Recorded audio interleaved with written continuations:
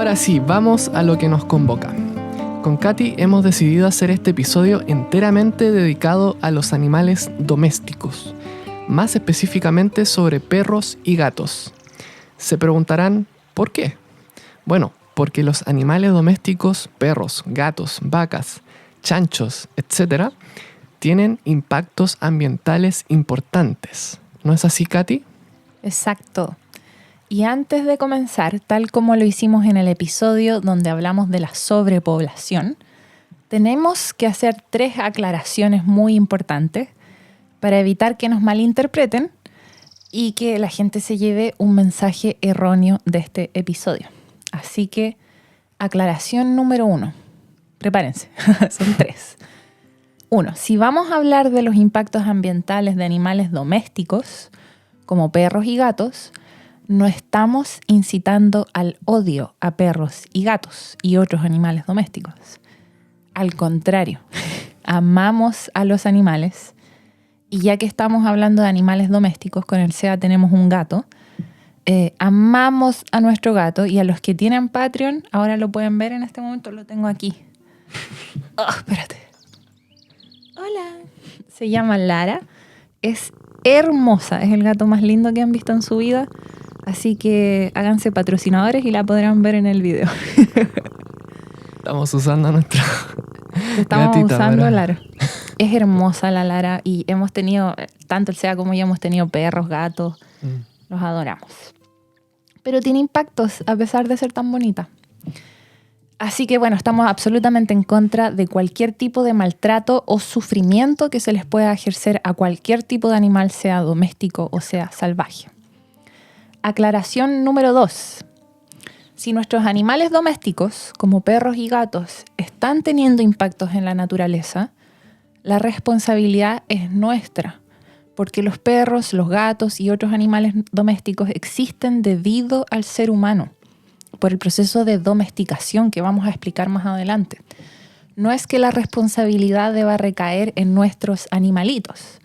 El humano, que tiene innumerables impactos, si es que no infinitos impactos a los ecosistemas naturales, como por ejemplo extinguimos especies, contaminación, deforestación, destrucción de ecosistemas, cambio climático, y uno de esos innumerables impactos es la introducción de especies exóticas invasoras como nuestros animales domésticos, como nuestros perros y gatos.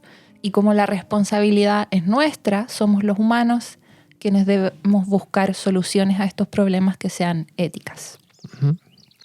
Y aclaración número 3, no podemos también dejar de mencionar que la domesticación, como por ejemplo de perros y gatos y de muchos otros seres, también tiene aspectos positivos, no solo es negativa. Los perros, por ejemplo, se originaron por la domesticación de los lobos. Y es gracias a esa domesticación que hemos desarrollado este vínculo tan hermoso y tan fuerte, humano-perro, con otras especies, animales que no son humanos. Esto nos ayudó a hacernos más conscientes de que otros animales también sienten, sufren, sienten amor, necesitan cariño.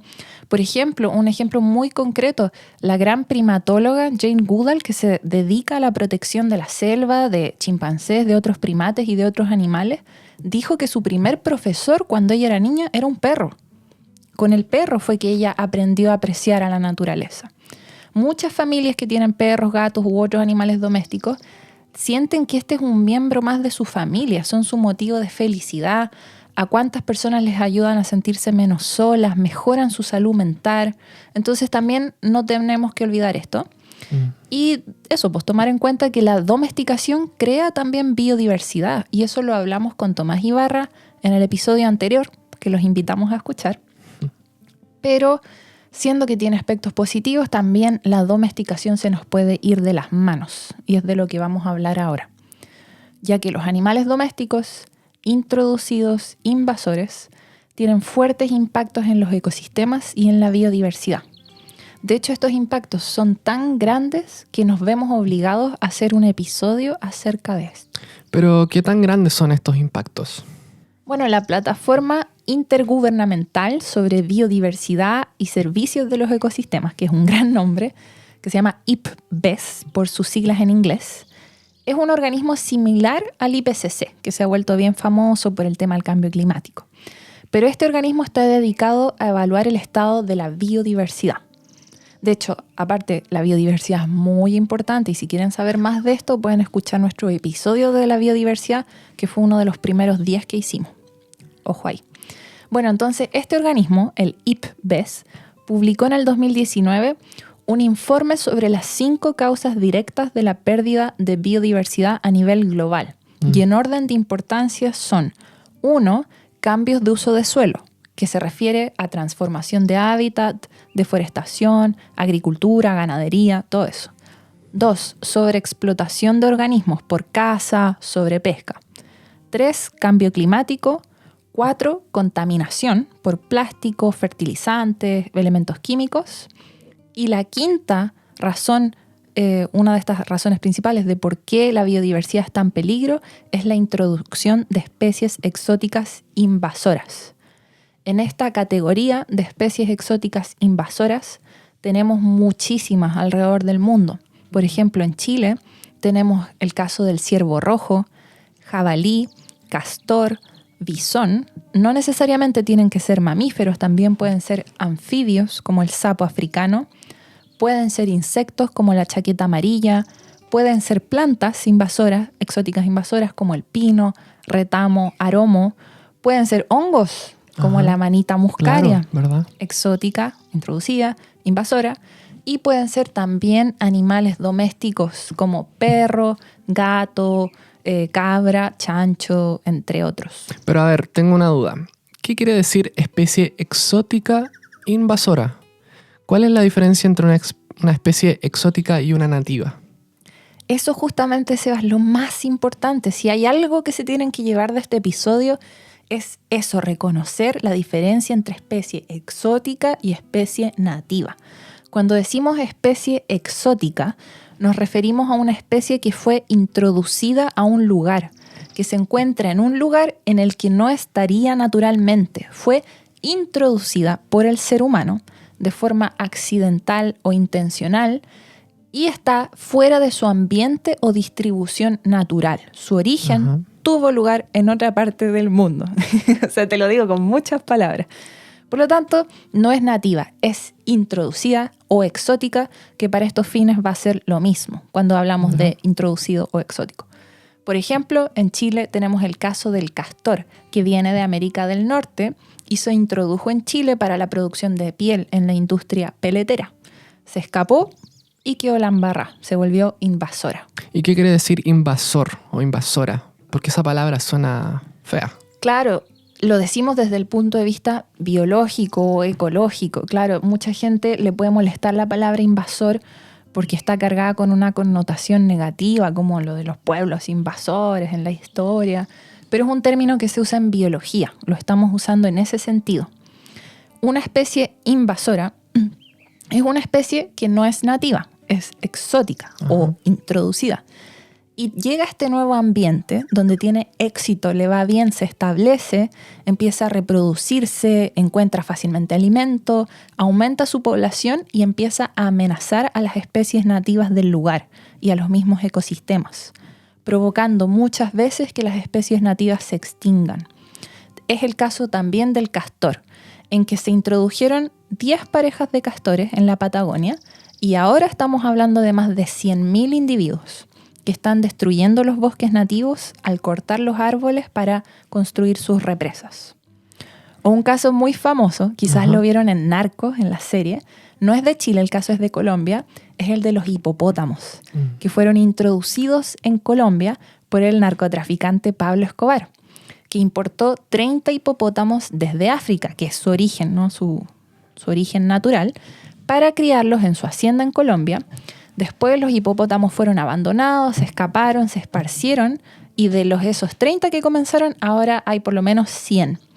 Y en este nuevo ambiente que está en Colombia, no tienen depredadores naturales, como son el león, la hiena, el cocodrilo, que serían sus depredadores naturales de África. Entonces, en Colombia no tienen un control poblacional natural y los hipopótamos se reproducen, empiezan a aumentar mucho sus números y comienzan a ocupar los hábitats y a desplazar especies nativas, como manatíes, como nutrias. Y bueno, también tenemos las especies domésticas que fueron traídas de otras partes, como perros y gatos, que no son nativos de Sudamérica, son exóticos y que también pueden tener un comportamiento invasor. Cuando tienes, por ejemplo, los perros de la calle que comienzan a vivir libres en la naturaleza, empiezan a cazar, a reproducirse sin control. Ahí estamos hablando a veces de los perros asilvestrados o ferales. O también puede pasar con perros y gatos con dueño que vagan libremente y que tienen un impacto especialmente grande en las ciudades, en las afueras de las ciudades y muy especialmente en las zonas rurales. Y aquí en Pucón lo vemos todos los días, porque se hacen parcelaciones, llegan familias, llegan personas y llegan usualmente con perros y gatos que empiezan a vagar libremente sin control por todos lados e impactan a la fauna nativa. Entonces, lo importante es que entendamos esto. Esto es lo más importante, la diferencia entre especie exótica y especie nativa. La nativa es una especie que se originó evolutivamente en un lugar. Está ahí de forma natural. No llegó ahí por el hombre o por la actividad humana. Y finalmente, ¿qué sería una especie endémica? Es una especie nativa, pero que se encuentra solo en un lugar particular, o región, o país. Una especie nativa de Chile, por ejemplo, puede también ser nativa de Argentina o de otros países como el puma, que se encuentra en toda América, desde América del Norte a América del Sur. Pero una especie endémica de Chile se encuentra solo en Chile, como el zorro de Darwin, o puede ser en otras escalas endémica de una isla, como la isla de Juan Fernández, donde se encuentra el picaflor de Juan Fernández, que solamente se encuentra en esa isla. De hecho, el picaflor de Juan Fernández, nombre científico Cephanoides fernandensis, está en peligro crítico de extinción y está muy amenazado por los gatos que lo cazan. ¿Ya? Y esto suele pasar, es muy común en las islas, donde la biodiversidad está mucho más amenazada por las especies exóticas invasoras. Porque en las islas tienes especies que no tienen usualmente depredadores naturales, son más confiadas. Y bueno, llega el humano, llega con gatos, aumentan sus poblaciones, vagan libremente, los cazan y muchas veces los extinguen. Entonces, resumiendo, una especie exótica se puede volver invasora. Lo contrario a especie exótica sería una especie nativa, ¿cierto? Sí. Y dentro de las especies nativas están las especies endémicas. Claro. ¿No? Y especies exóticas invasoras también pueden ser especies domésticas, como perro y gato. Y ahora que tenemos claro todo eso, podemos entender por qué no es natural que tu gato esté cazando pajaritos. Tal como dijo en Instagram la veterinaria Fernanda Pizarro, que tiene muchos videos muy explicativos, ahí lo pueden ver súper clarito. ¿Es natural que tu gato esté cazando pájaros? No. ¿Es normal que quiera cazar pájaros? Sí, porque es su instinto. Algunos te pueden decir es su instinto natural. Sí, pero el gato no llegó ahí de forma natural. Fue introducido por el hombre. Y quizás alguien te puede decir, pero bueno, ok, entiendo la diferencia, pero ¿qué importa? ¿Qué importa que una especie sea nativa o sea introducida? Importa, es muy importante esta diferencia, porque una especie nativa que se originó en un lugar evolucionó probablemente durante cientos, miles o incluso millones de años junto con las demás especies de esos ecosistemas, con otros animales, plantas, hongos, bacterias, coevolucionando con esas otras especies en las interacciones, adaptándose mutuamente, alcanzando un equilibrio en conjunto. Y eso no lo tiene una especie que llega, que es introducida y exótica. No coevolucionó con esas otras especies. Claro. Entonces llega y desequilibra todas las dinámicas y las relaciones ecológicas, que es lo que está pasando actualmente con los perros y los gatos y otras especies exóticas invasoras como castores, el pino, las ratas, jabalíes, etc. Bueno, me queda claro que muchos de nuestros animales domésticos, perros y gatos, no son nativos de Chile ni de Sudamérica. Entonces, ¿de dónde vienen? ¿Y cómo llegaron aquí? El perro, que es nombre científico Canis familiaris, se cree que fue el primer animal en ser domesticado. gracias a la relación que se formó hace muchísimos años, hace 10.000 años, se habla de 35.000 años o hasta 100.000 años atrás entre los lobos y los humanos. O sea, empezó hace miles de años en un proceso que se podría haber llamado proto-domesticación, o sea, anterior a la domesticación, en el periodo Pleistoceno, cuando los humanos eran cazadores-recolectores. Entonces, el origen del perro está en el lobo, nombre científico Canis lupus. Y probablemente los ancestros de los perros sean una población de lobos que ya está extinta. ¿Dónde se originó el perro? Difícil saberlo, no se sabe muy bien. Se cree que pudo ser entre Medio Oriente, Europa, Asia Central, Siberia o Asia del Este, norte de África, por ahí, pero en el hemisferio norte, en esa zona. El lugar exacto no se conoce, pero ¿cómo ocurrió la domesticación? Probablemente comenzó cuando los lobos se empezaron a acercar a los asentamientos humanos, buscando comida, porque habían sobras de comida en los campamentos, por ejemplo. Quizá algunos se fueron acostumbrando progresivamente a la presencia humana. Quizá eran enemigos también, los humanos quizás los cazaban por la piel o por la carne. A lo mejor mataron a una madre y se quedaban con la cría, que crecía junto a la familia humana. De alguna forma se generó un fuerte vínculo lobo-humano. Quizás se asociaban también, habían lobos que ayudaban a las personas a cazar, a buscar animales heridos, algo así. Lo importante es que el proceso de domesticación, quizás mutuo, fue un proceso gradual y no inmediato. Al inicio quizás se pudo dar de forma más natural, en un proceso largo, en que algunos lobos fueron separados de las poblaciones salvajes y así generación tras generación comenzaron a diferenciarse genéticamente de la población original, en un proceso que es natural y que se llama deriva genética. Pero también ocurrió de forma no natural, artificial, mediante la cría selectiva. Especialmente en los últimos siglos, en que el humano selecciona a ciertos individuos para cruzarlos por sus características, porque son más mansos, porque tienen las orejas más puntiagudas, porque son más altos, más bajos, por su inteligencia. Y así, cruzando algunos individuos con otros por estas características, vas modificando su apariencia física y su comportamiento, rasgos que son heredables en las próximas generaciones. Como para visualizarlo, ¿tú te acuerdas? En el colegio nos enseñaron un poco de genética, ¿no? Sí.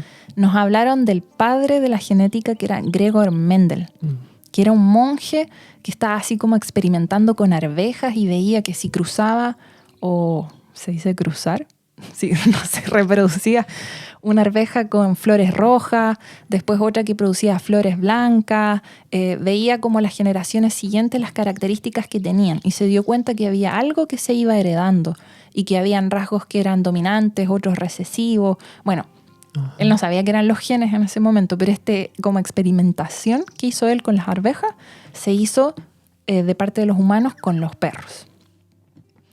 ¿Y qué ocurrió al final de este largo proceso que fue gradual? Bueno, ahora tenemos perros, ya se han diferenciado genéticamente de los lobos, son otra especie y algunos se ven muy diferentes a los lobos. O sea, piensa en un chihuahua o tienes ya razas, todas dentro de la misma especie, del Canis familiaris, pero súper diferente. El gran danés, el chihuahua. Sí, pues algunos ni siquiera podrían sobrevivir ahora solos en la naturaleza, dependen del ser humano. Y así fue que este grupo de animales acumuló diferencias genéticas y fenotípicas en respuesta a su nuevo entorno humano. ¿Genéticas y fenotípicas? Ahí me perdí. Explícame eso. Un poco especializado. Sí. El genotipo es el conjunto de los genes, es la información genética que conforma a un individuo de cualquier especie. Y por otro lado, el fenotipo es la expresión en forma física de las características de un individuo. Por ejemplo, mis papás, es muy chistoso mi caso. Por ejemplo, mi papá es rubio, alto, de ojos azules y mi mamá es bajita, de pelo negro y ojos café. Ellos, al tenerme a mí, obviamente yo tengo genética de ambos, ¿no? En 50 y 50. Entonces tengo genes de piel blanca, ojos rubios, o sea, Ojos rubios. pelo rubio, ojos azules. Esa es mi genética. Ya. Pero mi fenotipo es pelo oscuro, ojos café, porque así es como se expresa, ¿no? Ah, ok, entiendo. Fenotipo, genotipo. Ajá. Y volviendo a los perros, ¿cómo llegaron a estar en todos los rincones del planeta? Simple, sí. Los perros fueron migrando. Donde iba el humano, iban los perros, porque ya había una relación de dependencia. Entonces, donde fueron migrando en conjunto. ¿Y el gato, cómo se originó? El gato, nombre científico Felis silvestris catus, es una subespecie del gato montés, Felis silvestris. O quizás también se pudo haber originado de una subespecie del gato montés. Es un poquito complicado. La cosa es que el gato se originó más tarde que el perro. Se cree que hace unos 13.000 a 10.000 años atrás, en Medio Oriente o en el norte de África, por ahí. La domesticación del gato es más temprana, es más reciente que la del perro. Por lo mismo, a veces es difícil diferenciar a simple vista a ciertos tipos de gatos domésticos con gatos salvajes. A veces hasta los expertos se confunden. Pero aún así, el gato es una subespecie y es absolutamente domesticado.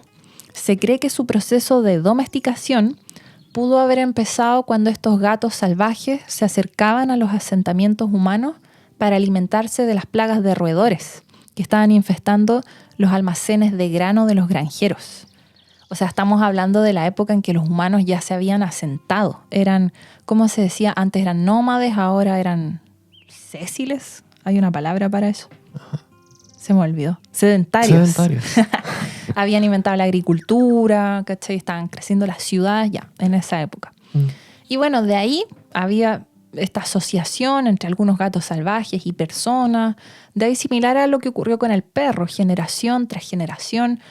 Se fueron aislando de las poblaciones salvajes, fueron cambiando genéticamente y fenotípicamente, también por la propia selección artificial que hizo el ser humano a través de la cría selectiva, donde seleccionaba ciertos individuos con ciertos rasgos para cruzarlos y estos rasgos eran heredables.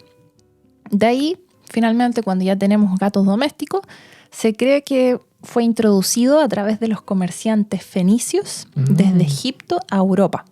Eso ocurrió hace 3.500 años atrás. Ya. Porque ya sabemos por estos jeroglíficos, pinturas, que en Egipto ya habían gatos domésticos. Sí, pues. Y al final, bueno, igual que con el perro, junto con el humano, terminó viajando y llegando a la mayoría de los rincones del planeta, a casi todas las islas, así. Ajá. Entonces, los perros y los gatos se originaron por la actividad humana, por la domesticación. Como en gran parte estos seres son de nuestra creación, no podemos como humanos eludir la responsabilidad moral que tenemos para con ellos. Debemos hacernos responsables de aquellas especies que domesticamos. Debemos cuidarlas, respetarlas, quererlas, hacernos cargos de sus impactos también, que tienen muchos.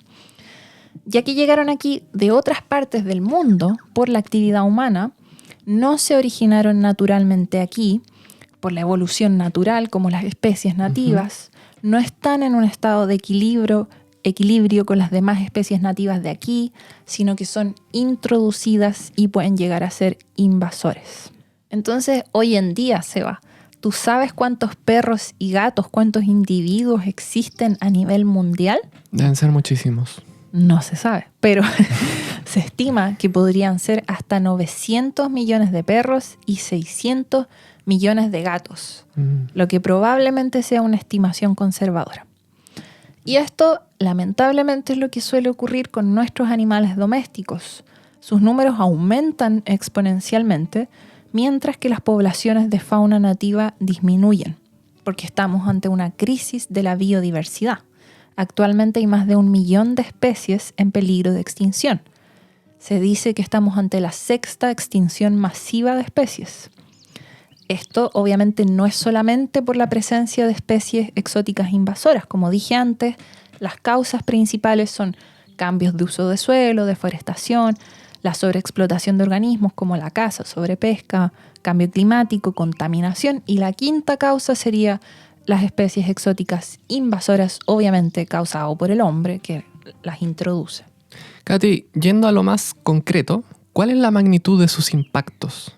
¿A cuántas especies están poniendo en peligro la presencia de gatos y perros?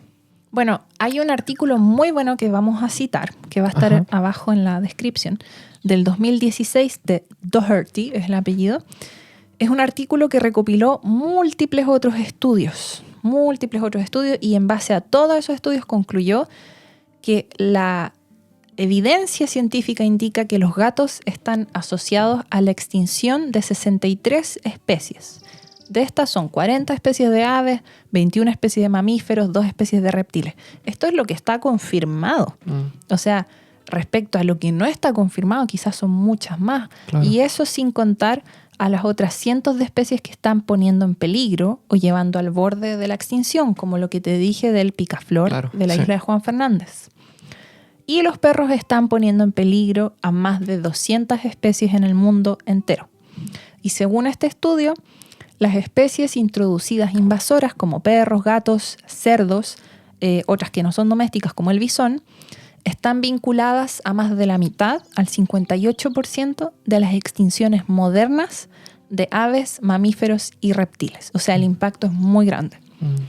Y me parece impresionante que tenga que explicar esto, pero mejor lo explico porque ya nos pasó una vez por no explicarlo, que la gente lo malinterpretó, que digamos que perros y gatos y otros son la causa directa de estas extinciones, no quiere decir que perros y gatos conscientemente quieren extinguir a las especies, porque obviamente no es su culpa, no son responsables, sino que los responsables somos nosotros, humanos, que creamos a estas especies y las esparcimos por todo el mundo. Lo que no entiendo es cómo las especies exóticas como perros y gatos ponen en peligro a las especies nativas. ¿Me puedes explicar eso un poquito? A través de diversas maneras, de múltiples formas. Por ejemplo, depredación. Cazan a las especies nativas. Competición por alimento, por espacio. Los desplazan. Les transmiten enfermedades. Facilitan la presencia de otras especies invasoras y también por hibridación. Se pueden cruzar con las especies nativas. Por ejemplo, los gatos son excelentes cazadores. Lo vemos siempre. Cazan invertebrados como insectos, anfibios, lagartijas, aves, roedores. Ojo que no todos los roedores son negativos. Hay muchos que son muy importantes para los ecosistemas. Claro, es verdad. Y la capacidad de cazar que tienen los gatos se suele subestimar. O sea, incluso si tu gato está bien alimentado, va a persistir en él el instinto cazador, aunque sea por jugar. Y suele pasar, y lo hemos visto también con nuestras propias familias, que los dueños no quieren aceptar el gran impacto negativo que generan sus mascotas al cazar. Es como que dicen, no, pues si mi gato es súper tierno, mi gato no caza, hasta que lo ven. Y si tú hicieras un cálculo simple en cuanto a cuántas lagartijas y pajaritos, por ejemplo, mata o daña tu gato, lo multiplicas por todos los gatos del barrio, de todas las casas o de toda la ciudad, te haces una idea del enorme impacto de lo que estamos hablando, de la magnitud. Y no son solo los gatos, los perros también cazan, especialmente cuando lo hacen en grupo, en jaurías. Pueden atacar guanacos, hay muchos casos en Chile, ya se conoce, salen muchas noticias, zorros, quiques, coipos, pudús, pelícanos, pingüinos, lobos marinos, y muchas veces son perros con dueño que vagan libremente sin control. Se cree que la mayoría de estos ataques son de perros ferales, pero hay muchos perros con dueño que atacan a estos animales. Y si no cazan tus perros y tus gatos, esto no significa que no tengan impactos. Cuando marcan el territorio por la orina o por sus fecas, por los olores, pueden repeler a otras especies, las desplazan. Claro. También pueden influir en el comportamiento de las especies nativas, generándoles cambios de conducta, alterándolos, desplazándolos de su hábitat natural. Aquí donde vivimos nosotros, en las afueras de Pucón, lo hemos visto. Llegan más personas a vivir, traen perros y gatos. Los perros y los gatos vagan libremente y claramente menos se ve al zorro, menos vemos chucao, menos vemos wet. Hay especies que necesitan tranquilidad para ampollar, para reproducirse. Y si sienten que hay gatos cerca, van a irse a buscar otros lugares para ampollar. Y finalmente lo que va a ocurrir es que los vas a estar acorralando, porque por este lado se van a tener que ir más en profundidad hacia el bosque, por ejemplo. Por el otro lado del bosque hay otra parcelación, hay otros vecinos, por el otro lado otros. Entonces los vas acorralando. ¿Para dónde se van a ir después? Ese es el problema, un impacto acumulativo. Y bueno, los zorros, por ejemplo, pueden tratar de evitar encontrarse con los perros cambiando sus patrones horarios, saliendo a cazar en otros horarios como más de noche, menos de día.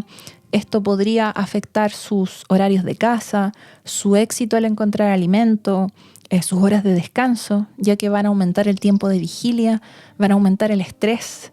Todo esto va a impactar en su fitness. ¿A qué te refieres con fitness? ¿Estar en forma? No es visto desde el punto de vista de la biología.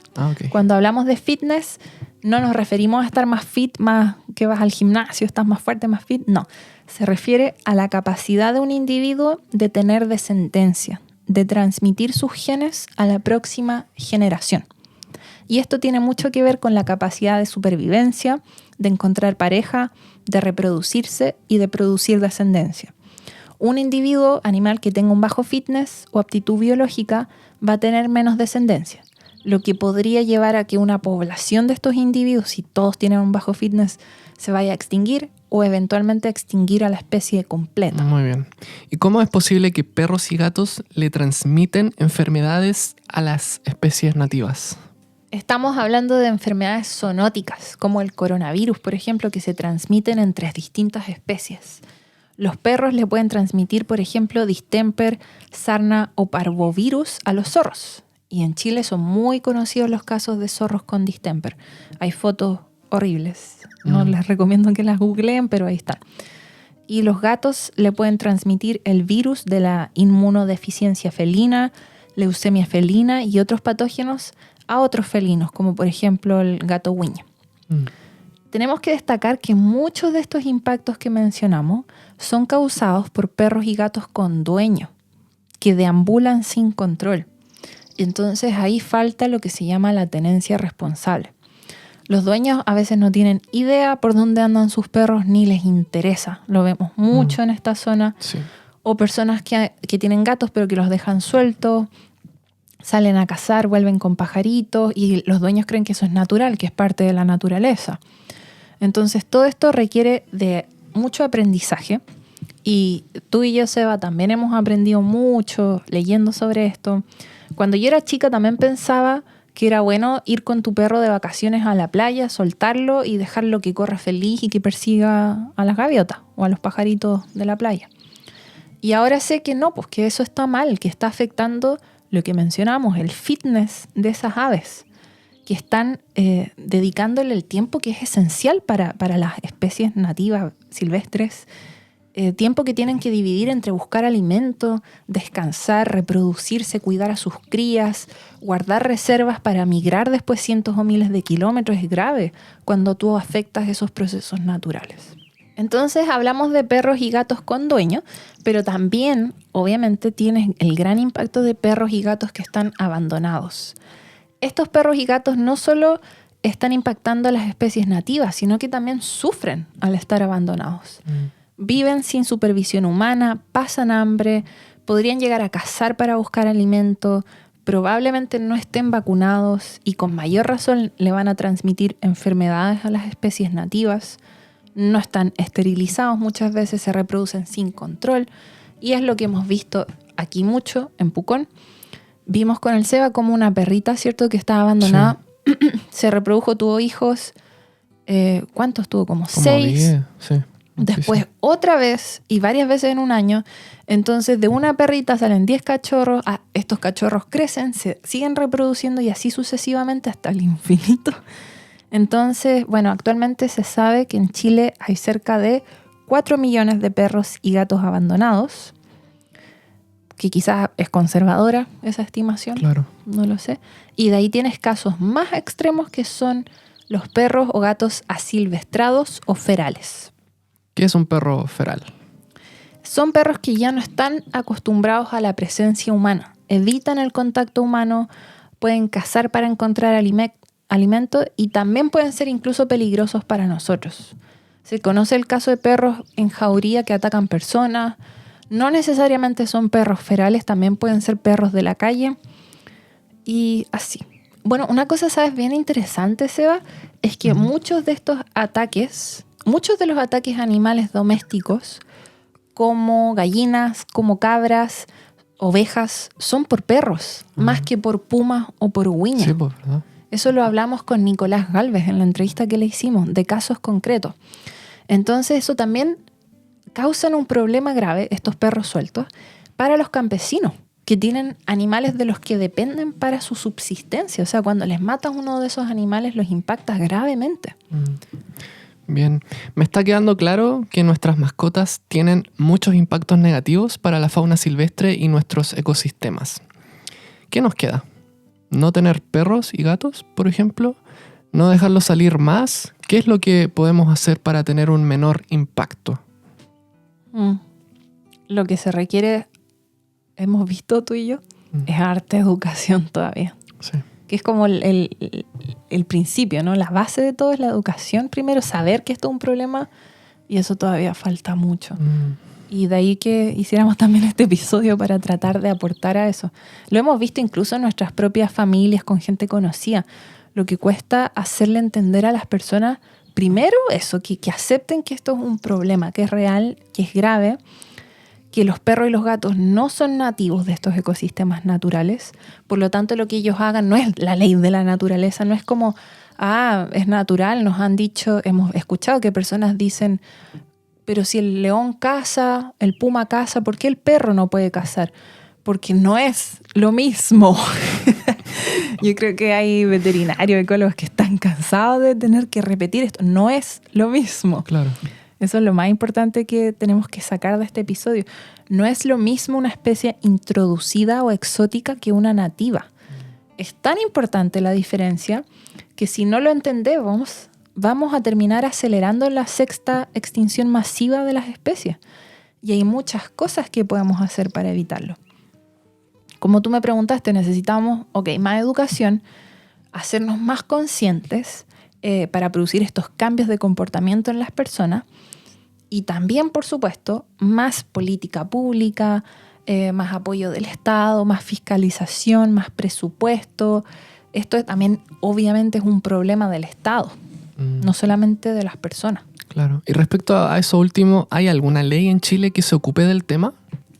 Sí, la famosa Ley 21.020 sobre tenencia responsable de mascotas y animales de compañía, la Ley Cholito, que, voy a citar, busca determinar las obligaciones y los derechos de quienes tienen animales domésticos para proteger la salud y bienestar animal mediante la tenencia responsable. ¿Tú sabías, Seba, que esta ley nació el año 2017 después del brutal maltrato que sufrió un perrito callejero en Recoleta que se llamaba Cholito y que terminó falleciendo por el maltrato que sufrió? Chuta. De ahí nació la ley. Por suerte existe. Pero al parecer no es perfecto.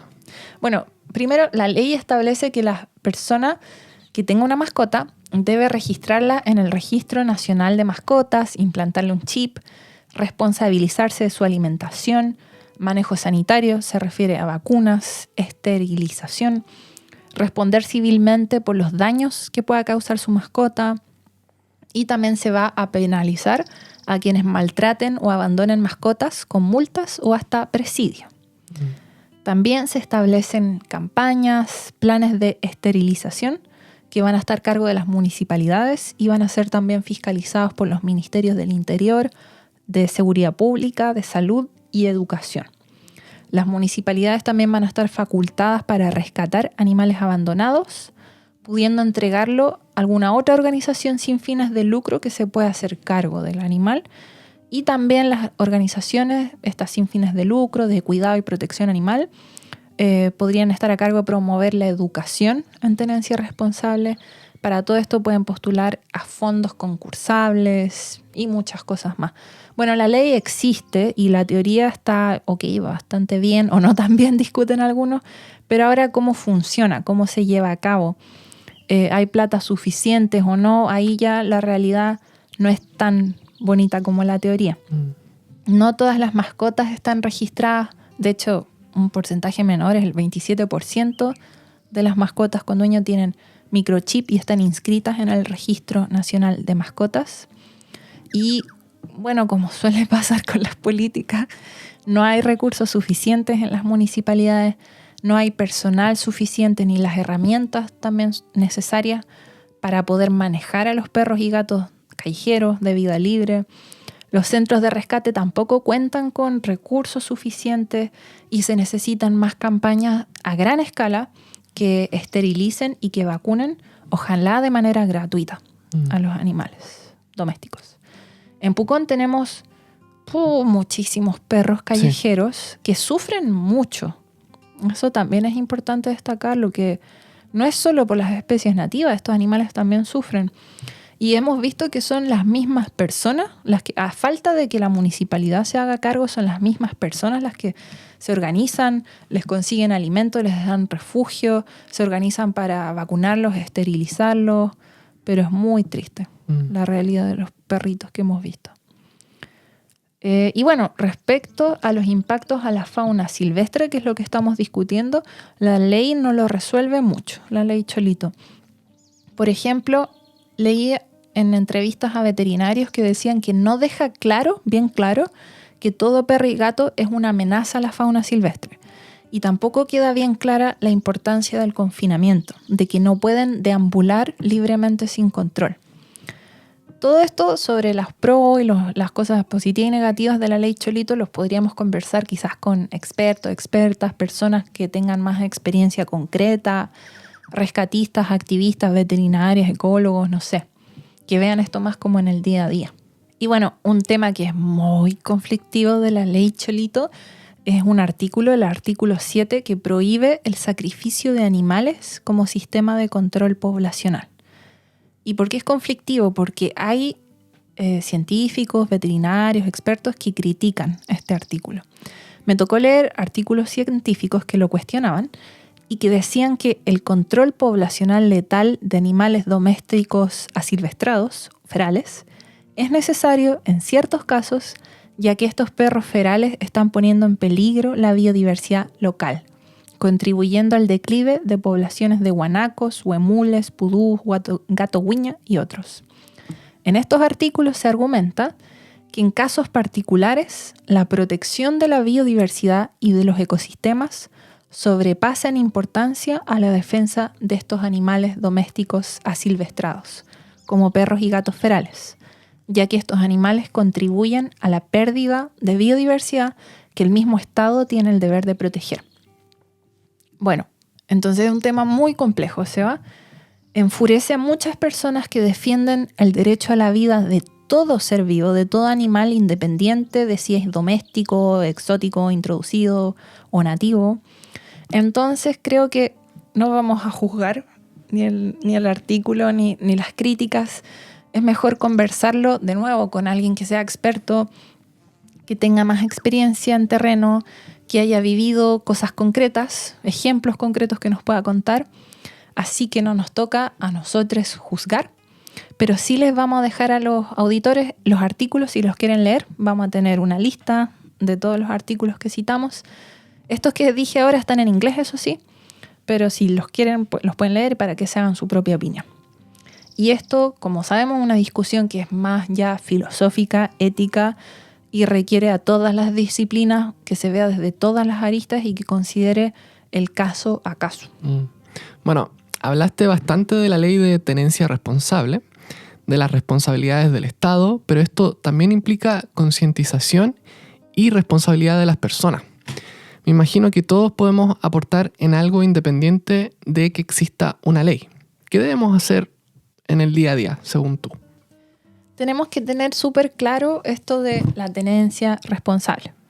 Ya la mencionamos, que implica identificar y registrar a tu mascota, darle alimento, albergue, buen trato, brindarle los cuidados veterinarios necesarios, no causarle sufrimiento, respetar las normas de salud y seguridad pública y responder civilmente por los daños que tu mascota pueda causar.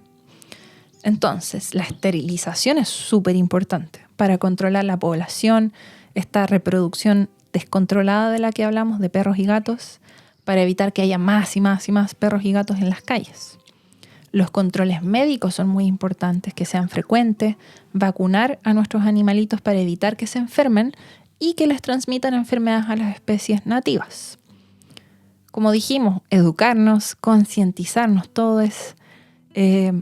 Todavía no puedo creerlo, o sea, que estamos viendo hoy día, no hoy día, pero actualmente estamos viendo cómo personas abandonan a perros y gatos. Sí. Y hemos visto, por lo menos, no sé, este año, 5 casos, creo, he escuchado. Sí. No lo puedo creer. ¿Cómo puedes abandonar a tu perro, a tu gato? Claro, ahí está la inconsciencia. No tengo palabras. La falta de educación. No tengo palabras para... No sé qué decirle a esa persona. Bueno, y si eres un dueño responsable y tienes perro, te haces cargo de tu perro y te vas de vacaciones, por ejemplo, hay lugares en los que deberías llevarlos siempre con correa. Y por otro lado, no los puedes llevar a áreas protegidas naturales como parques nacionales. En estos lugares están prohibidos los perros y gatos, así que no te van a dejar entrar con ellos. No los sueltes, por ejemplo, tampoco en otros lugares, en lugares que puedan afectar a la fauna silvestre, como en humedales, deberían estar con correa, zonas que son de reproducción de aves, donde se están alimentando las aves también, no dejes que corran y que los espanten, no es bueno. Evita también, cuando estés en tu casa, que vayan libremente fuera de tu casa, o si tienes un patio, un terreno, que se salgan del terreno y no tienes idea qué están haciendo. Entonces, para eso, claro, te tienes que asegurar de su bienestar, de que tenga comodidad en tu casa, que tenga alimento, agua suficiente, para que no se vaya a otras partes. Y debemos hacernos responsables de los daños que nuestros animales le puedan ocasionar, no solo a otras personas y a sus animales, sino que también a la fauna silvestre. Es nuestra responsabilidad. Uh-huh. Y respecto a los gatos, similar, ¿no? Los gatos igual son distintos a los perros, pero, por ejemplo, se está poniendo de moda el concepto de gato indoor. Gato que vive solamente dentro de la casa o el departamento. ¿Por qué? Porque cuando salen cazan pajaritos, cazan lagartijas, cazan roedores nativos. Entonces existe la posibilidad. Uno puede buscar videos en internet, explicaciones de cómo hacer que tu gato viva dentro de la casa con mucho bienestar. Les puedes crear espacios interesantes, se llama enriquecimiento ambiental. Les puedes construir estructuras de madera, de otros materiales donde se puedan limar las uñas, donde puedan escalar, cuerdas, qué sé yo, para que puedan jugar. Es muy importante también dedicarse a ellos, dedicarle el tiempo para jugar con ellos. Para, por ejemplo, instigar alimentar el instinto cazador que tienen, pero para que no terminen cazando pajaritos, sino que cacen un ratoncito de peluche con el que tú juegas, por ejemplo. Y es tanto, este tema se va a empezar a hablar mucho y mucho más. La gente lentamente se va a empezar a acostumbrar a ese concepto. Ya, por ejemplo, en Nueva Zelanda se está discutiendo la posibilidad de hacer una política a nivel nacional para que todas las personas mantengan a sus gatos dentro de las casas y de los departamentos. Ya, pero igual creo que hay gente que cree que dejar a los gatitos encerrados en la casa sin que salgan al patio o al exterior no es saludable para ellos. ¿Es eso así realmente? Claro, va a haber gente que aún así no le va a parecer bien.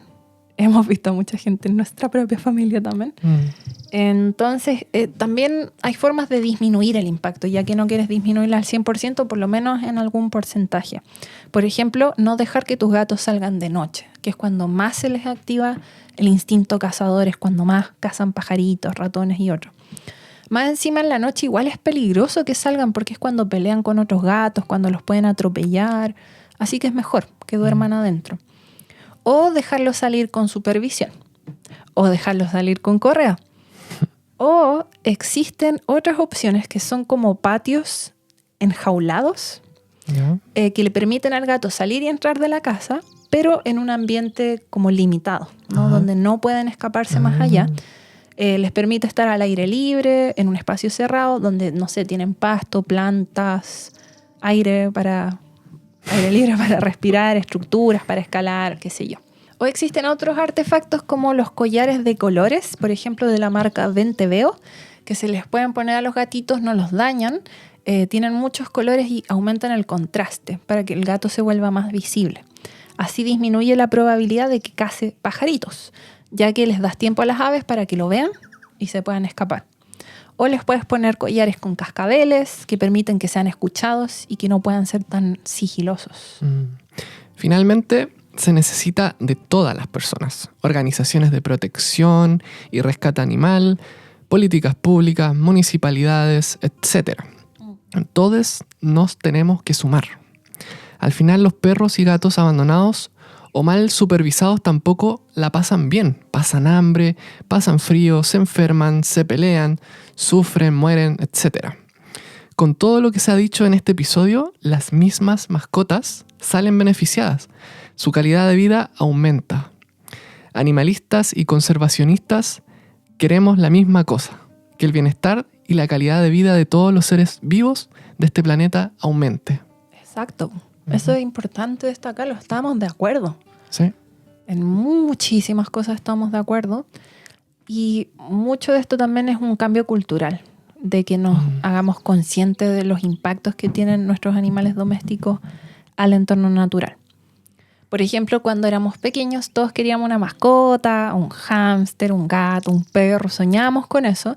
Y nuestros papás nos decían que no es solo jugar con el perrito y pasarla bien y reírse, sino que también tienes que cuidarlo, darle alimento, llevarlo al veterinario, sale caro, tienes que ser responsable. Y nosotros vamos más allá. No solo eso, también te tienes que hacer responsable del impacto que puedan tener a las especies nativas. Entonces, imagínate, es que hay que verlo desde tantas perspectivas. Imagínate lo que están viviendo hoy en día los animales nativos, los animales silvestres. Están intentando sobrevivir a infinitas presiones y amenazas. La degradación y fragmentación del hábitat, la sequía, la escasez hídrica, el cambio climático, los incendios forestales, la caza furtiva, la contaminación.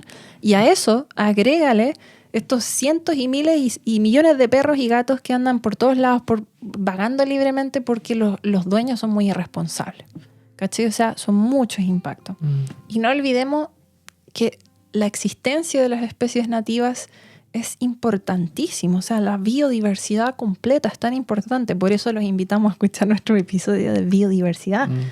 Estas especies nativas que están en estas interrelaciones, como dijimos, ecológicas con otras especies, forman todo el equilibrio ecosistémico, contribuyen a una mayor estabilidad a gran escala al equilibrio planetario, ¿cachai? O sea, la existencia de todas estas especies nos beneficia, obviamente, a nosotros, a los seres humanos, a todas las especies y a la Tierra completa. Claro, estamos hablando de bienestar animal, tanto de animales domésticos como salvajes, y también del bienestar humano y del bienestar de los ecosistemas. Sí, exacto. Ese es como el último mensaje. ¿Puedo decir una última cosita? Sí. Esto, eso sí, que quería decir es mi opinión personal. ¿Ya? No está basado en ningún artículo científico como todo lo que hemos dicho hasta ahora. Es lo siguiente. Bueno, es que hace tiempo que queríamos hacer este episodio porque hemos visto muchas discusiones de personas en la tele, en redes sociales acerca de estos temas.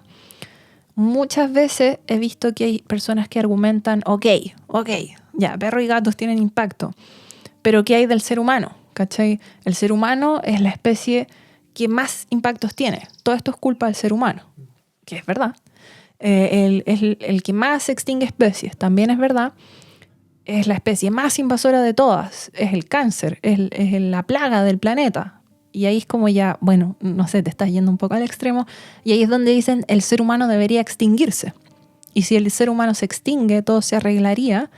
La Tierra se va a volver a equilibrar y todo va a volver a cobrar la armonía original, algo así.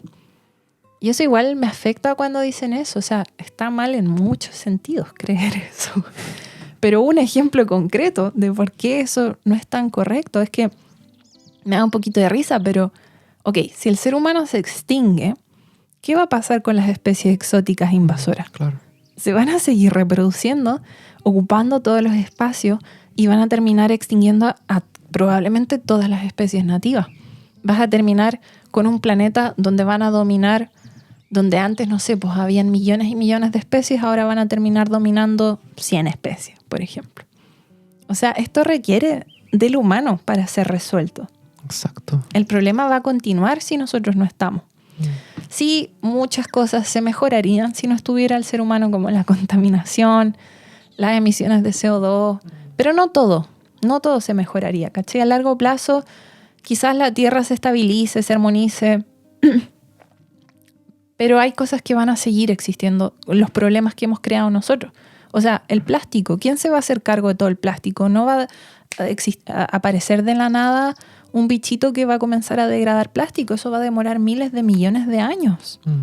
Y mientras tanto, si es que el humano se extingue, por ejemplo, las ballenas van a seguir comiendo plástico y van a seguir muriendo porque tienen plástico acumulado en su estómago. Quizás se van a extinguir por eso. O sea, lo que quiero decir finalmente es que probablemente todos estos problemas ambientales son por culpa nuestra, son nuestra responsabilidad. Por lo tanto, es nuestra responsabilidad resolverlos. Y extinguirnos también, aparte que está mal decir que nos tenemos que extinguir, porque obvio, pero también sería como eludir nuestras responsabilidades. O sea, se parece bastante a lo que dicen ciertas personas de que nos vayamos a otros planetas. Ah, claro, el humano deja la cagada en la Tierra y se va a otros planetas. Ah, claro, el humano deja la cagada y se extingue simplemente. No, pues, ¿cachai?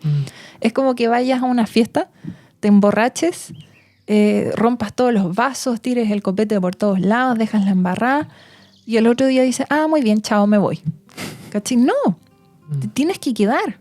Te tienes que quedar y ordenar y arreglar la cagada que dejaste. Claro. Es tu responsabilidad. Es una obligación moral. Claro. Es lo correcto. Es como, hay un libro que quiero leer que no he leído, de Donna Haraway, donde ella dice, debemos quedarnos con el problema. No podemos darle la espalda al problema. Y por otro lado, eso era un ejemplo, ¿no? De por qué no está bien decir extingámonos. Y por otro lado, obviamente, esto de amar a los animales, que está muy bien, y nosotros amamos a los animales, ¿por qué lo convierten en odio al ser humano? Eso me pregunto. ¿De dónde viene ese odio profundo? Quizás no es odio al ser humano, pero ¿por qué? No está bien y no es la solución a los problemas tampoco. Odiarte, si tú te odias a ti mismo, no vas a poder solucionar nada, ¿cachai? Y no solo eso, sino, obviamente sí, hay que aceptar y ver el reflejo de nosotros en el espejo. Hemos causado muchos problemas por nuestra avaricia, por nuestro ego, por muchas razones. El humano se ha mandado muchas embarradas, pero no solo hacemos cosas malas, no somos solo destructores. Y hablamos de esto con Tomás Ibarra en el episodio anterior para que lo escuchen. También somos capaces de crear biodiversidad. Realmente hemos creado biodiversidad a través de ciertos tipos de domesticación. Somos capaces de conservar, de cuidar, de proteger, de restaurar, de regenerar. Hemos visto muchos casos en el podcast de gente que está haciendo cosas positivas. Así que eso es todo. Y como dijimos una vez en una cita de John Hendricks, tenemos que convertirnos en conservadores implacables. Tenemos que ser los pastores de la tierra, los protectores. No nos podemos extinguir. Sí. Eso. Gracias, Katy. Eso.